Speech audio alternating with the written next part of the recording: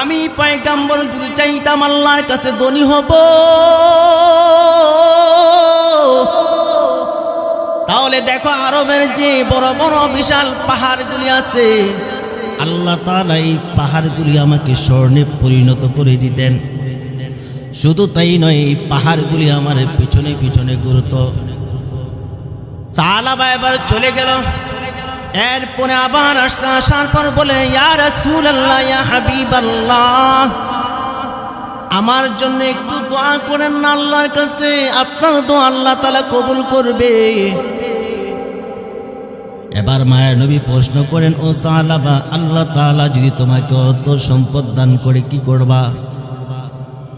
বলে, ইয়া রাসূলুল্লাহ, এই অর্থ সম্পদ আমি আল্লাহর রাস্তায় দান করব, মসজিদে দেব, মাদ্রাসায় দেব, যত অসহায় মিসকিন দরিদ্র মানুষ আছে তাদের মাঝে ব্যয় করব। মায়ার নবী এবার আল্লাহর কাছে ফরিয়াদ করে দোয়া করে দিয়েছে সাহাবাকে যাতে আল্লাহ তাআলা ধন সম্পদ দান করে। আল্লাহ তাআলা পয়গম্বরের দোয়া ফিরায় নাই, কবুল করে নিয়েছে। এই সাহাবা ও মায়ের নবী রহমাতুল লিল আলামিনের পিছনে নামাজ পড়তো। আল্লাহ যখন দোয়া করলেন, সাহাবার অর্থ সম্পদ আস্তে আস্তে বাড়তে থাকে। এত পরিমাণ অর্থ সম্পদ আল্লাহ দিতেছে সাহাবাকে। সাহাবা জোহর পরে আসর পড়তে পারে না, আসরে নামাজ পড়লে জোহরে নামাজ পড়তে পারে না। সাহাবার এত অর্থ সম্পদ গরু ছাগল হয়েছে, যার কারণে সাহাবা এবার মদিনা থেকে অনেক দূরে চলে গিয়েছে, অর্থ সম্পদ আর সংকুলন হয় না। একবার মায়ের নবী সাহাবায়ে কেরামদেরকে প্রশ্ন করে, ও সাহাবায়ে কেরাম শুনো, সাহাবাকে তো এখন আর দেখা যায় না, কোথায়?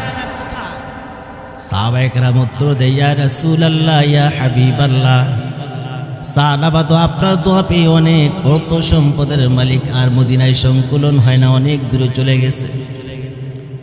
কিছুদিন পর আল্লাহ তাআলা যাকাতের বিধান, যাকাতের আয়াত নাজিল করলেন।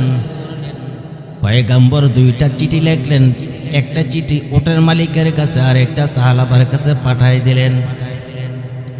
এই সাহাবা যখন চিঠি পড়লেন, পড়ার পর বলতেছেন, আমি তো মুসলমান, আমি জিজিয়া দেব কেন, আমি কর দেব কেন? আমি তো হিন্দু না, বিধর্মী না, এটা তো যারা হিন্দু বিধর্মী তারা কর দিবে, জিজিয়া দিবে, এটা তো আমার প্রতি জুলুম হচ্ছে। বুঝছেন নি? প্রথমে এই সাহাবা রাসূলকে বলেছিল আল্লাহর কাছে দোয়া করার জন্য। আল্লাহ তাআলা যদি অর্থ সম্পদ দেয়, মসজিদে দিবে, মাদ্রাসায় দিবে, যত গরিব অসহায় মিসকিন মানুষ আছে সবার মাঝে বিলাই দিবে। এখন সাহাবা কি বলতেছে, তার উপর জুলুম করা হচ্ছে। সাহাবায়ে কেরাম চলে গেলেন, গিয়া পয়গম্বরকে বললেন, ও পয়গম্বর শুনেন, ওই সাহাবা এমন এমন কথা বলে। কিছুদিন পর আল্লাহ তাআলা কোরআনের আয়াত নাজিল করে দিলেন, যারা আমি আল্লাহর সাথে ওয়াদা করে ওয়াদা ভঙ্গ করে তারা মুনাফিক হয়ে যায়। মায়ার নবী রহমাতুল লিল আলামিন আরেকদিন এইভাবে আল্লাহ তাআলা যখন কোরআনের আয়াত নাজিল করে দিলেন, সাহাবায়ে কেরামদের সামনে এই আয়াত শুনাইলেন। ওই সাহাবার মামা এই মজলিসের মধ্যে ছিল, সে যাইয়া জানাই দিছে, ও সাহাবা, তুমি নাকি মুনাফিক হয়ে গেছো, আল্লাহ তাআলা কোরআনের আয়াত নাজিল করে দিয়েছে। সাহাবা যখন এই কথা শুনলেন, শোনার পর 500 বকরি নিয়ে পয়গম্বরের কাছে হাজির। ইয়া রাসূলুল্লাহ, ইয়া হাবিবাল্লাহ, আমাকে মাফ করে দেন, এই যে নেন, আপনার জন্য 500 বকরি নিয়ে আসলাম। মায়ার নবী বলে, ওরে সাহাবা, তোমার দান এখন আর নেওয়া যাবে না, কারণ আল্লাহ তাআলা স্বয়ং নিষেধ করেছে তোমার দান না নেওয়ার জন্য। মায়ার নবী রহমাতুল লিল আলামিন সাহাবার এই বকরি আর গ্রহণ করেন নাই। রহমাতুল লিল আলামিনের ইন্তিকাল হলো। এরপর খলিফা কে হইছে? আবু বকর রাদিয়াল্লাহু তাআলা। আবু বকর সিদ্দিক রাদিয়াল্লাহু তাআলা আনহু যখন খলিফা হলেন, এই সাহাবা আবু বকর রাদিয়াল্লাহু তাআলা আনহুর কাছে গিয়ে বললেন, ও ভাই শোনো, এই নাও 1000 বকরি নিয়ে আসলাম, নাও ধরো। আবু বকর জানায়া দেয়, যেই পয়গম্বর তোমার দান গ্রহণ করে নাই, আমি আবু বকর কিভাবে তোমার এই দান গ্রহণ করব? আবু বকর সিদ্দিক রাদিয়াল্লাহু তাআলা আনহু গ্রহণ করেন নাই। আবু বকর সিদ্দিক রাদিয়াল্লাহু তাআলা আনহুর ইন্তেকাল হলো, এরপর খলিফা হইছে কে? হযরত ওমর রাদিয়াল্লাহু তাআলা। এবার সাহাবা হযরত ওমর রাদিয়াল্লাহু তাআলা আনহুর কাছে 2000 বকরি নিয়ে হাজির। বলে, ও ভাই ওমর, এই নাও 2000 বকরি নিয়ে আসলাম, দান করার জন্য গ্রহণ করেন। ওমর রাদিয়াল্লাহু তাআলা আনহু জানায় দেয়, ও সাহাবা, তোমার দান যেই পয়গম্বর গ্রহণ করে নাই, আবু বকর সিদ্দিক রাদিয়াল্লাহু তাআলা আনহু গ্রহণ করে নাই, আমি ওমর কিভাবে গ্রহণ করব? ওমর রাদিয়াল্লাহু তাআলা আনহু ইন্তেকাল করলেন, এরপর খলিফা হলেন উসমান রাদিয়াল্লাহু তাআলা আনহু। এবার সাহাবা 3000 বকরি নিয়া উসমান রাদিয়াল্লাহু তাআলা আনহু নিকট উপস্থিত। উসমান রাদিয়াল্লাহু তাআলা আনহু ফিরাই দিলেন, বললেন, যেই দান পয়গম্বর নেয় নাই, আবু বকর ওমর নেয় নাই, আমি কিভাবে নেব? এই অবস্থায় সাহাবার ইন্তেকাল হয়। দুনিয়ার মুসলমান ও নবীর উম্মত গো, যেই সাহাবা রাসূলের পিছনে নামাজ পড়েছে, যখনই অর্থ সম্পদ আস্তে আস্তে বাড়তে লাগলো, ইবাদত থেকে পিছপা হয়ে গেল। আলহামদুলিল্লাহ, আলহামদুলিল্লাহিল্লাযী জাআলা আশ-শামসা ওয়াল কমারা বিহিসবান ওয়ান নাজমা ওয়াশ-শাজারু ইয়াসজুদান وفضل زمانا على زمان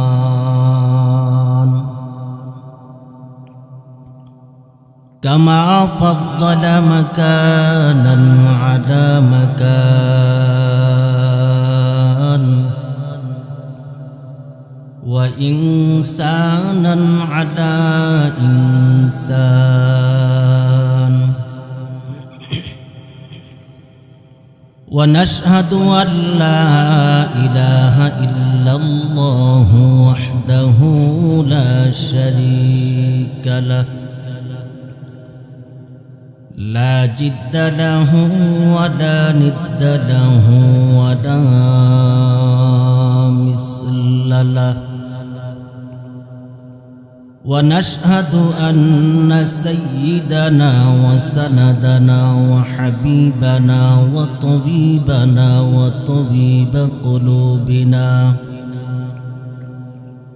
وطبيب قلوبنا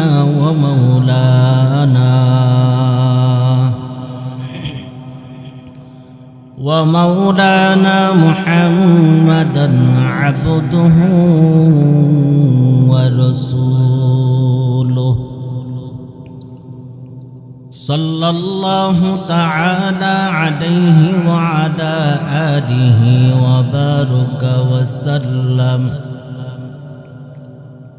وبارك وسلم تسليما كثيرا كثيرا الذي أرسله الله تعالى بالحق بشيرا ونذيرا وداعيا إلى الله بإذنه وسراجا منيرا أما بعد فأعوذ بالله من الشيطان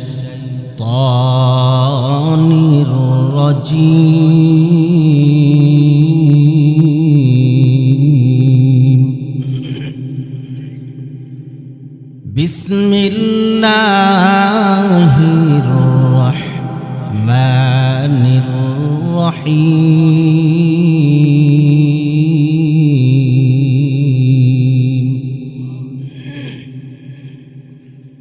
ألهاكم التكاثر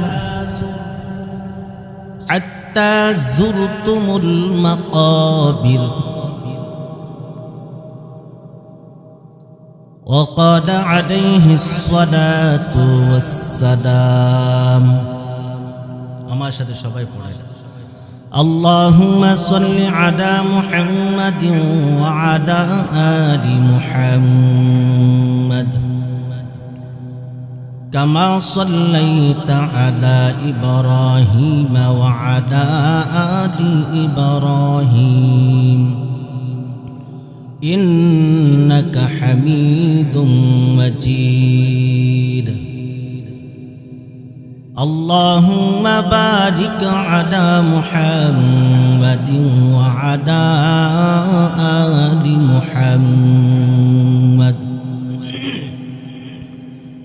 كما باركت على إبراهيم وعلى آل إبراهيم إنك حميد مجيد সকলে বলি আলহামদুলিল্লাহ সময় একেবারে কম আমাদের প্রধান বক্তা জিনার আশায় আমরা অপেক্ষমান উনি চলে এসেছে উনি জাস্ট সময় চলে আসবে এই জন্য আমি আমার খুতবার মধ্যে আমি দীর্ঘায়ু না করে আমি আমার তাফসিরের দিকে প্রবেশ করছি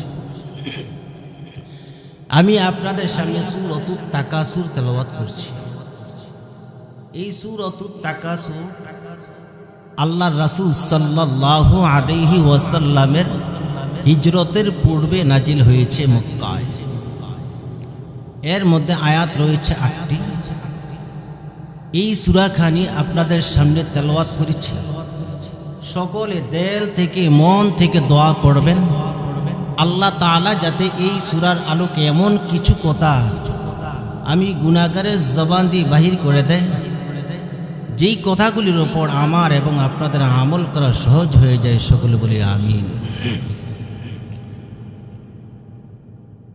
সর্বপ্রথমে আমরা শুরু করব এই সূরার ফজিলত কারণ আমরা লাভের পাগল কিসের পাগল লাভটা বিচারি বেশি তবে দুঃখ হলো দুনিয়ার লাভ পরকালে লাভ না ঠিক না মায়ার নবী রাহমাতুল লিল আলামিন একবার রাতে সাহাবায়ে কেরামদেরকে বলে ও সাহাবায়ে কেরাম শুনো তোমাদের মধ্য থেকে আসো আজকের এই রাত্রে 1000 কোরআনের আয়াত তেলাওয়াত করে ঘুমাইতে পারবা পয়গাম্বর একবার ডানের দিকে তাকায় বামের দিকে তাকায় সামনের দিকে তাকায় কেউ নে হাত তোলে না কেউ হাত তোলে না মায়ার নবী এবার প্রশ্ন আরো সহজ করে দিলেন ও সাহাবায়ে কেরাম শুনো তোমাদের মধ্য থেকে আসো সূরাতুত তাকাসুর মুখস্থ পড়ো এবার সাহাবায়ে কেরাম সবাই হাত তোলে ইয়া রাসূলুল্লাহ ইয়া হাবিবাল্লাহ আমরা সবাই সূরাতুত তাকাসুর মুখস্থ পড়ি মায়ার নবী জানায় দেয় ও উম্মতের দল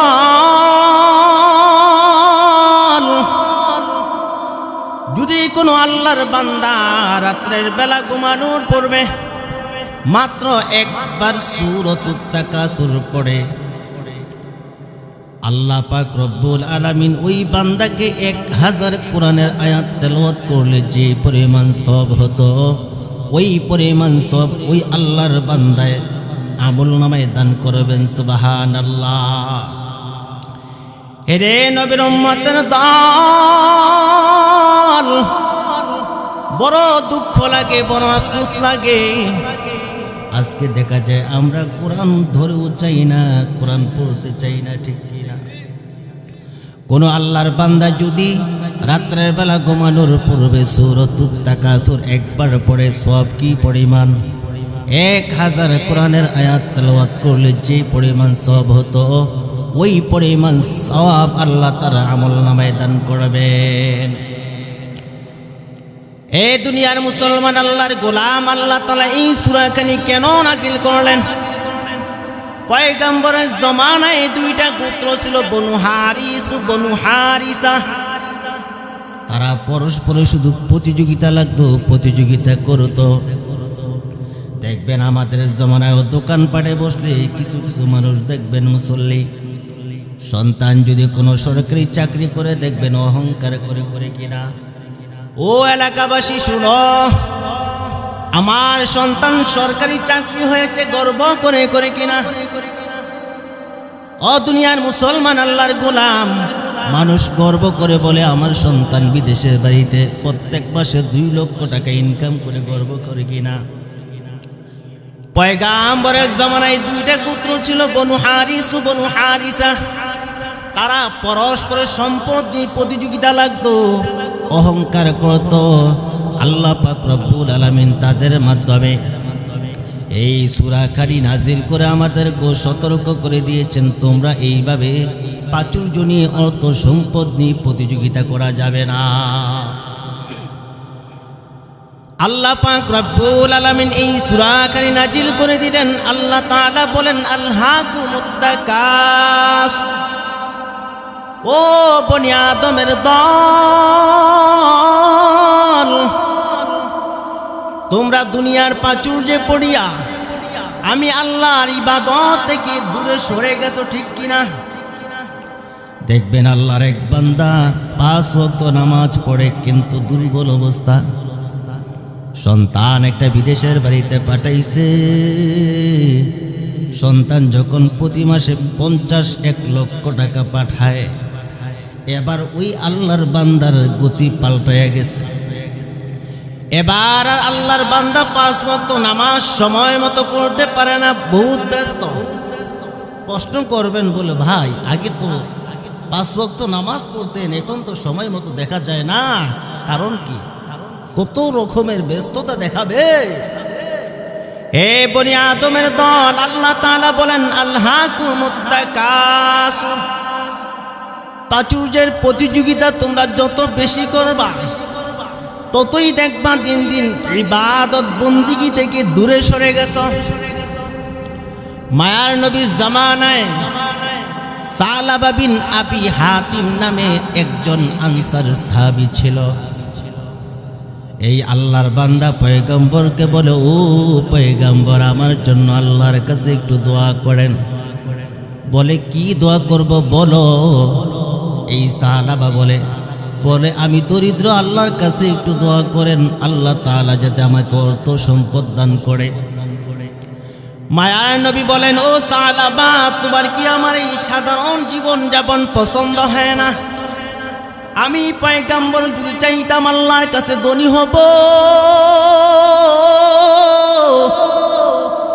তাহলে দেখো আরবের যে বড় বড় বিশাল পাহাড়গুলি আছে, আল্লাহ তাআলা এই পাহাড়গুলি আমাকে স্বর্ণে পরিণত করে দিতেন। শুধু তাই নয়, এই পাহাড়গুলি আমার পিছনে পিছনে ঘুরতো।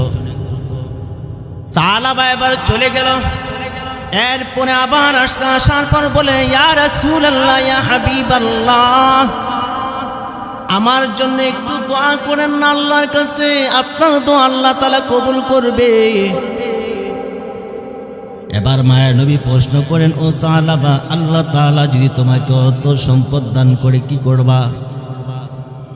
বলে, ইয়া রাসূলুল্লাহ, এই অর্থ সম্পদ আমি আল্লাহর রাস্তায় দান করব, মসজিদে দেব, মাদ্রাসায় দেব, যত অসহায় মিসকিন দরিদ্র মানুষ আছে তাদের মাঝে ব্যয় করব। মায়ার নবী এবার আল্লাহর কাছে ফরিয়াদ করে দোয়া করে দিয়েছে, সাহাবাকে যাতে আল্লাহ তাআলা ধন সম্পদ দান করে। আল্লাহ তাআলা পয়গম্বরের দোয়া ফিরায় নাই, কবুল করে নিয়েছে। এই সাহাবা ও মায়ের নবী রাহমাতুল লিল আলামিনের পিছনে নামাজ পড়তো। আল্লাহ যখন দোয়া করলেন, সাহাবার অর্থ সম্পদ আস্তে আস্তে বাড়তে থাকে। এত পরিমাণ অর্থ সম্পদ আল্লাহ দিতেছে সাহাবাকে। সাহাবা যোহর পরে আসর পড়তে পারে না, আসরে নামাজ পড়লে জোহরে নামাজ পড়তে পারে না।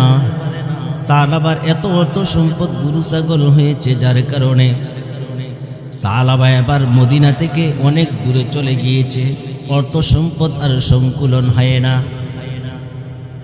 একবার মায়ের নবী সাহাবায়ে কেরামদেরকে প্রশ্ন করে, ও সাহাবায়ে কেরাম শুনো,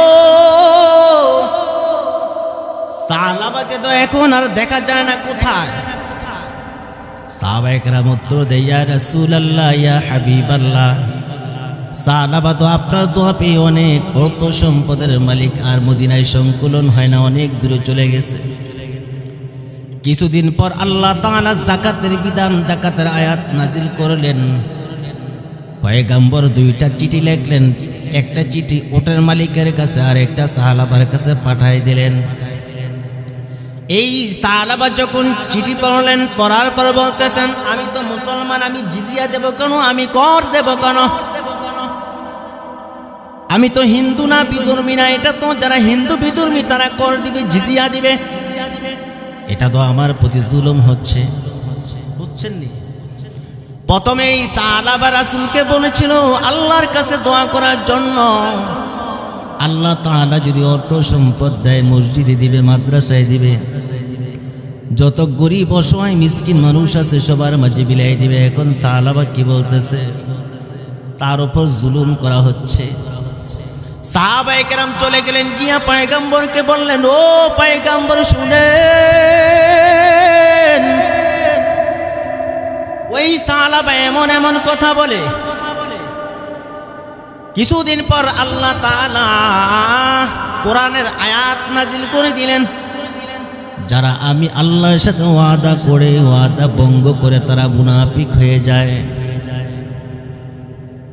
মায়ার নবী রহমাতুল লিল আলামিন আরেকদিন এইভাবে আল্লাহ তাআলা যখন কোরআনের আয়াত নাজিল করে দিলেন, সাহাবায়ে কেরামদের সামনে এই আয়াত শুনাইলেন।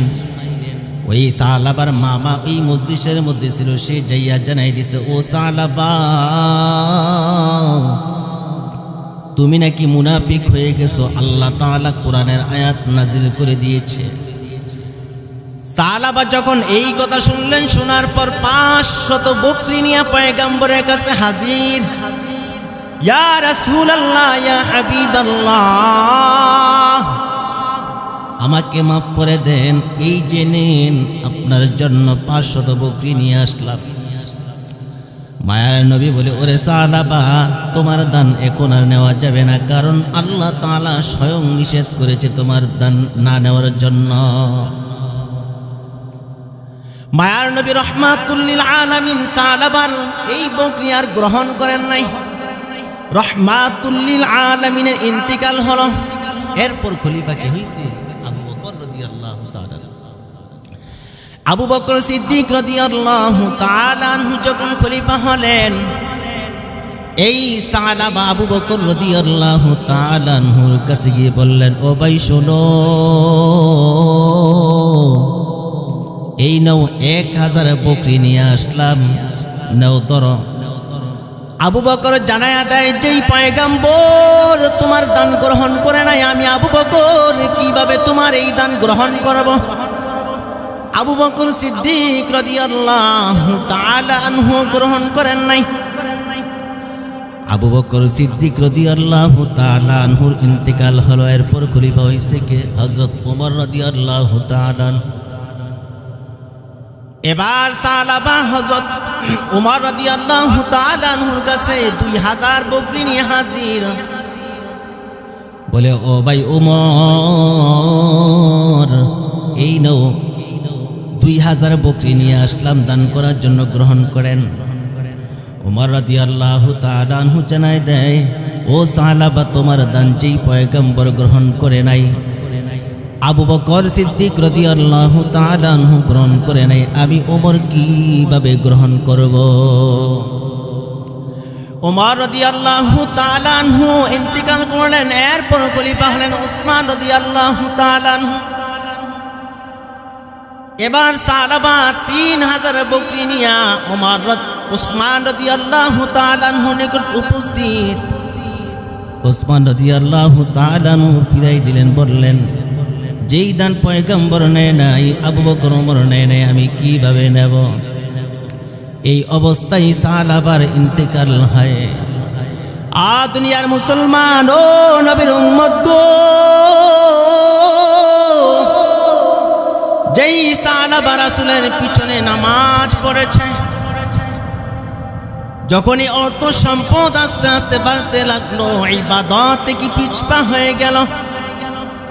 আল্লাহ তাআলা এটাই বলতেছেন, আল্লাহকুমুত তাকাসুর, প্রাচুর্যের প্রতিযোগিতা তোমাদেরকে আমি আল্লাহর ইবাদত থেকে দূরে সরিয়ে ফেলেছি, ঠিক কিনা?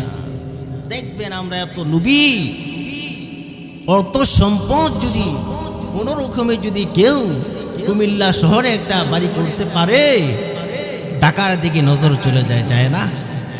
কিভাবে কোটিপতি বড় লোক হওয়া যায়। মায়ার নবী রাহমাতুল লিল আলামিন বলেন, লাউ আন্না লিবনি আদম ওয়াদিয়ান মিন যাহাবিন আহাব্বা আন ইয়াকুনা লাহু ওয়াদিয়ান ওয়া লা ইয়ামলা ফাহু ইল্লা তুরাব।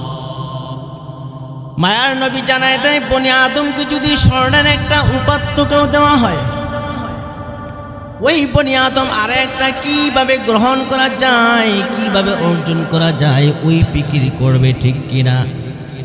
ওয়ালাই আমলা আফাহু ইল্লা তুরাব। রাহমাতুল লিল আলামিন জানায় দেয়, বনি আদমের পেট একমাত্র মাটি দ্বারা কোনো কিছুই ভর্তি হয় না। একমাত্র বনি আদমের পেট মাটি পূর্ণ হয়। কোটি কোটি টাকার মালিক, গার্মেন্টস ফ্যাক্টরির অভাব নাই। একটা গার্মেন্টস ফ্যাক্টরির মালিক ওই আল্লাহর বান্দা, আর একটা ফ্যাক্টরির মালিক কিভাবে হতে পারে? ফিকির আছে কিনা? আল্লাহর বান্দা যদি একটা বিল্ডিং এর মালিক হয়, আর একটা বিল্ডিং এর মালিক কিভাবে হওয়া যাবে? এই জন্য পাগল পারা হয়ে যায়।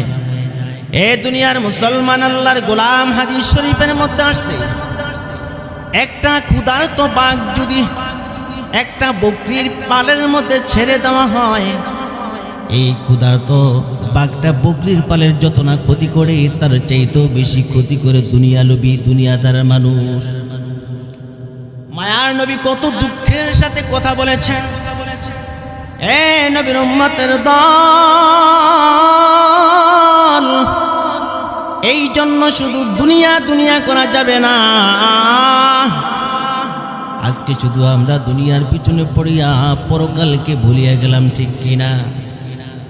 মায়ের নবী আরেক হাদিসের মধ্যে বলেন, মানহুমান লা ইয়াশবাআনি তারিবুহুমা তারিবু ইলমিন ওয়া তারিবুদ দুনিয়া।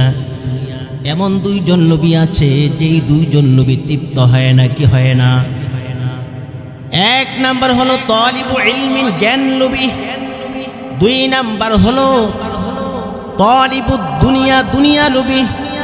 এই দুইজন লোভী যতই জ্ঞান অর্জন করুক, দেখবেন তার তৃপ্তি হবে না। আর দুনিয়া লোভী তাকে যতই অর্থ সম্পদ দেন, টাকা পয়সা দেন, দেখবেন তার লোভ শেষ হবে না। এ দুনিয়ার মুসলমান, আল্লাহর গোলাম,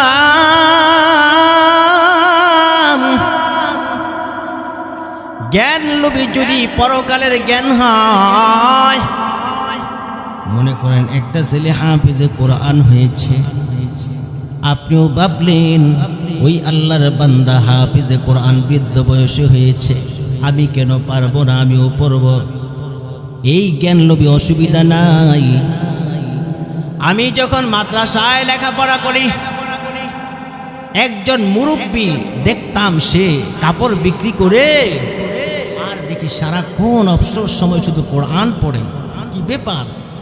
একদিন জিজ্ঞাসা করলাম, বলে হুজুর, আমি এইভাবেই আস্তে আস্তে করে কোরআনে হাফেজ হতে যাচ্ছি। সুবহানাল্লাহ। এ দুনিয়ার মুসলমান, আল্লাহর গোলাম, যদি ইচ্ছা থাকে দুনিয়ার লোভ না নিয়া পরকালের লোভ নিয়ে ইচ্ছা করলে এখনো সময় আছে, বেশি বেশি করে কোরআন পড়তে পারেন। পরকালের লোভ দুনিয়ার ভিতরে ঢুকান।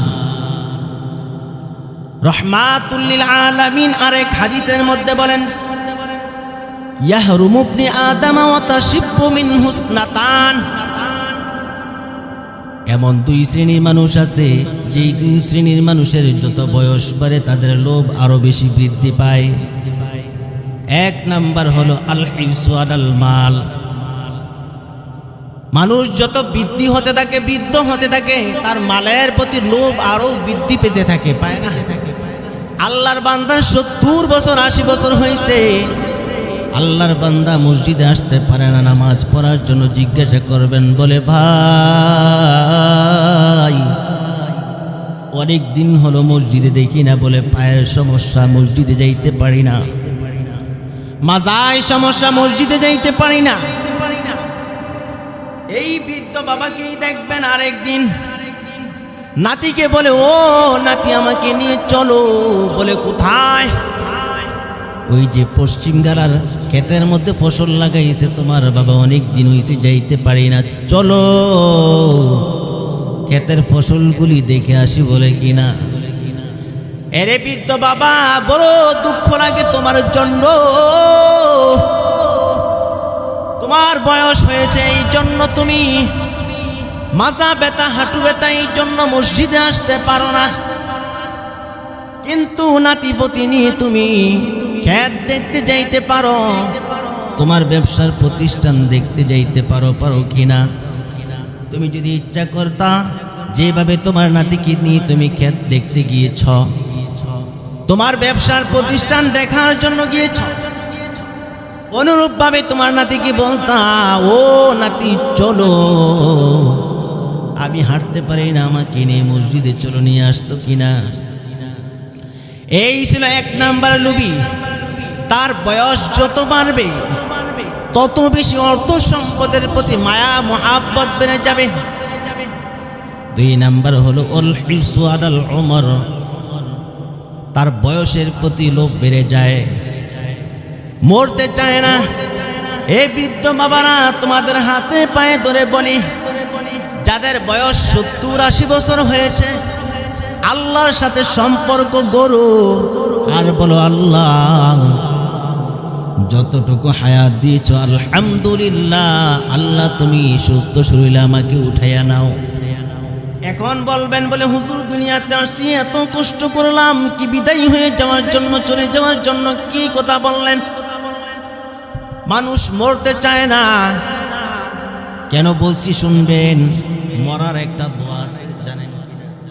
মরার দোয়া জানেন? যারা ইমাম সাহেব আছে, ইমাম সাহেবদেরকে বলে, হুজুর আমার বাবা আজকে 1 বছর বিছানার মধ্যে গড়ায়, কত কষ্ট ভোগ করতেছে। স্ত্রী বলেন, পুত্রবধূ বলেন, ছেলে সন্তান বলেন, যখন আপনি 1, 1.5, 2 বছর বিছানার মধ্যে গড়াইবেন, তারা কি আপনার প্রতি ভালো থাকবে? বাবার প্রতি বিরক্তি বোধ করে। সন্তান বলেন, স্ত্রী বলেন, পুত্রবধূ বলেন, সবাই অতিষ্ঠিত হয়ে যায়। কবে মরবেন আপনি, ঠিক কিনা? এ দুনিয়ার মুসলমান, আল্লাহর গোলাম ইমাম সাহেবের কাছে এসে বলে, ও ইমাম সাহেব, হুজুর কি হয়েছে? বলে একটা খতমি শিফা পড়া দরকার। বলে কেন? বলে বাবা আজকে 2 বছর বিছানার মধ্যে গড়ায়, আর সহ্য করতে পারতেছি না। বলে কিনা? যেই সন্তান এই কথা বলল, ওই সন্তান কি আপনার প্রতি ভালো নজর আছে? আপনার প্রতি বিরক্তি ভাব চলে আসছে। আপনার সন্তানের আপনার প্রতি বিরক্তি ভাব চলে আসছে। আপনার পুত্রবধূ আর আপনাকে দেখতে পারে না, সেবা করতে চায় না। ও বনি আদমের দল, এই জন্য বলছি, যাদের 60, 70, 80 বছর হয়েছে, সন্তানের অভিশাপ বদদোয়া, স্ত্রীর অভিশাপ বদদোয়া, পুত্রবধূর বদদোয়া, এই বদদোয়া নেওয়ার আগে আল্লাহর কাছে হাত উঠে বলবেন, যতটুকু হায়াত দিয়েছেন আলহামদুলিল্লাহ, আর থাকতে চাই না, কারো বোঝা হতে চাই না, তুমি সুস্থ শরীরে আমাকে দুনিয়া থেকে উঠায়া নাও। পারবেন? পারবেন তো না, কারণ রাসূল তো বলেছে, মানুষের বয়স যত বাড়ে তার দুনিয়ায় থাকার চাহিদা, লোভও বেশি বেড়ে যায়, কেউ মরতে চায় না। এ দুনিয়ার মুসলমান, আল্লাহর গোলাম, এই জন্য মায়ের নবী বলেন, হুব্বুদ দুনিয়া রাসু কুল্লি খতিআ, দুনিয়ার মুহাব্বত সমস্ত গুনাহের মূল। দুনিয়ার যত ভালোবাসা মোহাব্বত দিলের ভিতরে ঢুকাইবেন, দেখবেন তত গুনাহের কাজের দিকে লিপ্ত হবেন। মানুষ যত অর্থ সম্পদ হয় ততই দেখবেন গুনাহের কাজের দিকে দাপিত হয় কিনা। এই জন্য মুসলমান, সামান্য একটু দুনিয়া, এই দুনিয়ার জন্য আমরা পরকাল হারাইলাম, দুনিয়ার পাগল হয়ে পরকাল হারাইলাম। দুনিয়াটা কি? ইমাম গাজ্জালী রহমাতুল্লাহি আলাইহি দুনিয়াটার খুব সুন্দর একটা উদাহরণ দিয়েছেন, মিসাল দিয়েছেন। ইমাম গাজ্জালী রহমাতুল্লাহি আলাইহি বলেন, আল্লাহর এক বান্দা ঘর থেকে রাস্তার মধ্যে বাইর হইছে, হাঁটতেছে, পিছনের দিকে তাকায় দেখে একটা বাঘ তাকে ধাওয়া করছে। এই আল্লাহর বান্দা এবার দৌড়ায় আর সামনের দিকে তাকায়, কোথায় গিয়ে আশ্রয় নিবে, কারণ বাঘ তাকে খেয়ে ফেলবে। একটা নি আশ্রয়স্থল পাওয়া যায়, দৌড়ায় আর তাকায়। কিছুক্ষণ যাওয়ার পর দেখলো একটা কূপ দেখা যাচ্ছে। এই আল্লাহর বান্দা কূপের কাছে গেল, যে আমাকে যদি বাঁচতে হয় এই কূপের মধ্যে ঝাঁপ দিতে হবে। কূপের কাছে গিয়ে নিচের দিকে তাকায়া দেখে কাল নাগিনী সাপ সাঁতার কাটছে। দেখছেন? আল্লাহর বান্দা এখন কি করবে? তাকায়া দেখে এই কূপের আশেপাশে কিছু লম্বা লম্বা গাছ দেখা যায়। আল্লাহর বান্দা এবার ভাবলেন, আমাকে যদি বাঁচতেই হয় তাহলে ওপরে বাঘ, নিচে কাল নাগিনী সাপ, আমি এই ঘাসগুলি ধরে ঝুলে থাকব, আর বাঘ যখন চলে যাবে আমি উঠে চলে যাব। আল্লাহর বান্দা যেমন মনে মনে ভাবলেন তেমন কাজই করলেন। এই ঘাসগুলি ধরে ঝুলে পড়লেন। ধরার পর তাকায়া দেখে যেই ঘাসগুলি মুঠ করে ধরে আছে, এই ঘাসগুলিও দুইটা ইঁদুর কর্তন করতেছে, কেটে ফেলতেছে। একটা কালো বর্ণের ইঁদুর আর একটা সাদা বর্ণের ইঁদুর, দুইটা ইঁদুর মিলে আল্লাহর বান্দা যে ঘাসগুলির মধ্যে ধরে চলে আসে, ওই ঘাসগুলি আস্তে আস্তে কর্তন করতেছে। খেয়াল করেন তো, হে বনি আদমের দল, উপরে বাঘ, নিচে কাল নাগিনী সাপ, যেই ঘাসগুলির মধ্যে ধরে ঝুলে আছে, এই ঘাসগুলিও কর্তন করতে আছে। এবার আল্লাহর বান্দা তাকায়া দেখে পাশে একটা মৌমাছির বাসা, কিন্তু মৌমাছি নাই, সামান্য মধু আছে। আল্লাহর বান্দা এবার এক হাতে ঘাসগুলি ধরলেন, আরেক হাতের আঙ্গুলি দিয়ে চেটে চেটে একটু মধু খাচ্ছে। গাজ্জালী রহমাতুল্লাহি আলাইহি বলেন, যেই লোকটা এইভাবে দৌড়াচ্ছে, ওই লোকটা তুমি নিজেই মনে করেন যে আমরা যারা আছি আমরাই। ইমাম গাজ্জালী রহমাতুল্লাহি আলাইহি বলেন, ওই লোকটা তুমি নিজেই। আর যেই বাঘ ধাওয়া করছে, ওই বাঘ হলো জমদূত। কূপের মধ্যে যে কাল নাগিনী সাপ, ওই সাপটা হলো কবরের আযাব। আর আল্লাহর বান্দা যেই ঘাসগুলির মধ্যে ধরে ঝুলেছিল, ওই ঘাসগুলিও হলো বান্দার হায়াত, মুষ্টিময় কয়েক বছরের হায়াত। যেই দুইটা ইঁদুর, কালো এবং সাদা বর্ণের ইঁদুর মিলে ঘাসগুলি কাটছে, এটা হলো দিন রাত। দিন চলে যায়, রাত আসে, রাত চলে যায়, দিন আসে। তার মানে হলো আল্লাহ পাক রব্বুল আলামিন যে মুষ্টিময় কয়েক বছরের হায়াত দিয়ে দুনিয়াতে পাঠাইছে, এই হায়াতগুলি আস্তে আস্তে কর্তন হচ্ছে, চলে যাচ্ছে। ওই যে মধু, মৌমাছির মধু থেকে সামান্য একটু মধু আহরণ করতেছে, এইটাই হলো দুনিয়া। ইমাম গাজ্জালী রহমাতুল্লাহি আলাইহি বলেন, ও বনি আদমের দল, এই সামান্য একটু মধুর জন্যই তুমি তোমার মৃত্যুর কথা ভুলে গেলা, জাহান্নামের কথা ভুলে গেলা, তোমার যে হায়াত চলে যাচ্ছে ওই হায়াতের কথা ভুলে গেলা। এর নবীর উম্মতের দল, ও বনি আদমের দল, আমরাও দুনিয়ার মধ্যে যত বলেন ব্যাংক বিলির যত চাকরি বাকরি যা কিছু আছে, ব্যবসা বাণিজ্য, এই সব কিছু হলো সামান্য একটু মধু।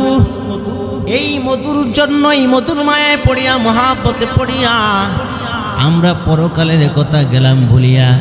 এই জন্য মুসলমান, সামান্য একটু মধুর জন্য যদি আমরা মধুর পিছনে পড়িয়া যাই, তাহলে চিরস্থায়ী জান্নাত হারাইতে হবে, ঠিক কিনা? সামান্য একটু মধু, এটার মায়ায় পড়ে আমরা সব কিছু শেষ করে দিলাম।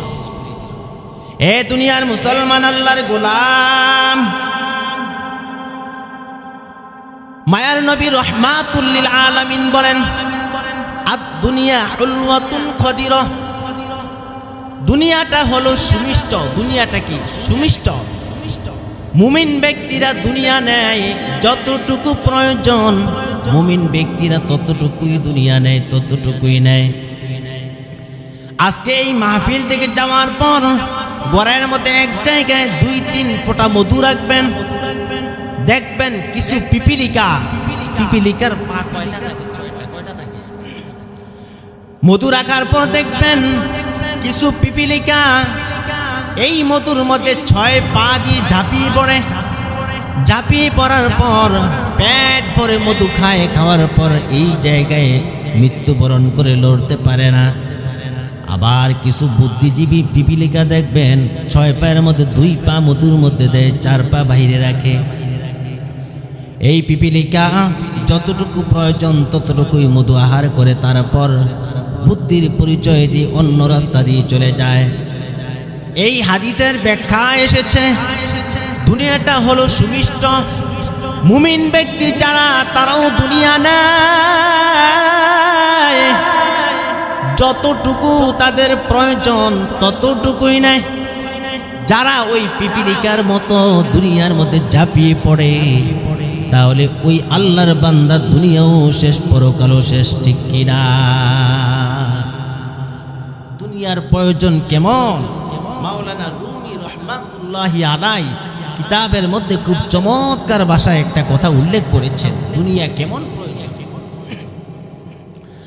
মাওলানা রুমি রহমাতুল্লাহি আলাইহি বলেন, আপনি একটা বিল্ডিং বানাইছেন, এই বিল্ডিং এর মধ্যে বেডরুম করেছেন, এটাও প্রয়োজন। গেস্ট রুম করেছেন, এটাও প্রয়োজন। কিচেন রুম করেছেন, এটাও প্রয়োজন। বাথরুম করেছেন, এটাও প্রয়োজন। যদি কোনো আল্লাহর বান্দা বলে যে আমি এত কোটি কোটি লক্ষ লক্ষ টাকা ব্যয় করে এত সুন্দর মার্বেল পাথর দিয়ে বিল্ডিং বানাইলাম, আমি আমার এই বিল্ডিং এর মধ্যে বাথরুম রাখবো না, কোন আল্লাহর বান্দা কি বিল্ডিং ভাড়া নিবে কিনা? এ দুনিয়ার মুসলমান, আল্লাহর গোলাম, মাওলানা রুমি রহমাতুল্লাহি আলাইহি বলেন, এত সুন্দর দামি কোটি কোটি টাকা ব্যয় করে বিল্ডিং নির্মাণ করেছেন, এই বিল্ডিংটার মধ্যে যেমন ভাবে বাথরুমের প্রয়োজন, কোন আল্লাহর বান্দা কিন্তু এই বিল্ডিং এর বাথরুমের মধ্যে ঘন্টা কি ঘন্টা পড়ে থাকে না, থাকে কিনা? 5 থেকে 10 মিনিট যতটুকু হাজতের প্রয়োজন ততটুকুই থাকে।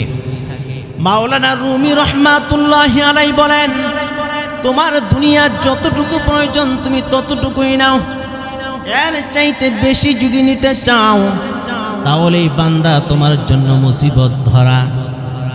এই জন্য মুসলমান, দুনিয়ার পিছনে পড়ে পরকালকে হারানো যাবে না, যাবে কিনা? আমরা তো দুনিয়ার পিছনে পড়ে পরকালকে শেষ করে দিলাম, একেবারে শেষ করে দিলাম। ইব্রাহিম ইবনে আদহাম রহমাতুল্লাহি আলাইহি বলকের বাদশা ছিলেন, একজন বাদশা। ইব্রাহিম ইবনে আদহাম রহমাতুল্লাহি আলাইহি খানদান বংশের ছিলেন, নামাজ রোজা করতেন। এই আল্লাহর বান্দার ছাদের উপর একবার খটখট আওয়াজ শোনা যায়। এই বাদশা ছাদের উপরে গেলেন, যাওয়ার পর বললেন, কি ব্যাপার, এই জায়গায় কিসের আওয়াজ হয়? আওয়াজ আসলো বলে আমার একটা গোড়া হারানো গিয়েছে। বলে এখন কি করো? বলে এখানে বিচারের জন্য আসছি, তালাশ করার জন্য। ইব্রাহিম ইবনে আদহাম রহমাতুল্লাহি আলাইহি রেগে গেলেন। রেগে কি বলতেছেন, ও আহমক বোকা, তুমি এই ছাদের উপরে কিভাবে আসছো তোমার গোরা তালাশ করার জন্য? এবার আল্লাহর বান্দা জানায় দেয়, ও ইব্রাহিম ইবনে আদহাম, আমি যদি বেয়াকুফ হই, আহমক হই, তাহলে তুমি তার চাইতে বেশি বড় আহমক বোকা। কারণ তুমি এই রাজ প্রাসাদের মধ্যে কিভাবে আল্লাহকে পাওয়ার জন্য তালাশ করছো? এ আল্লাহর বান্দা, আল্লাহকে যদি পেতে হয় এই তাজমহল ছেড়ে সাধারণ জিন্দেগি জীবন যাপন করো। ও দুনিয়ার মুসলমান, আল্লাহর গোলাম একজন বাদশাহ আল্লাহকে পাওয়ার জন্য তাজমহল রাজপ্রাসাদ যা কিছু আছে সব কিছু ছেড়ে দিয়েছে। দুঃখ মুসলমান, আমরা আজকে এই তাজমহলের মধ্যেই চাই আল্লাহকে পাওয়ার জন্য, পরকাল পাওয়ার জন্য। হুজুরে চলে আসছে তো, হুজুরকে বসিয়ে রেখে কথা বলাটাও যাক। আমি অনেক লম্বা চূড়া তাফসীর নিয়েছিলাম, হুজুরে চলে আসছে, আমি এখানে সমাপ্ত করছি। আমার জন্য খাস করে দোয়া করবেন যাতে এই কোরআনের কথাগুলো ছড়িয়ে ছিটিয়ে দিতে পারে।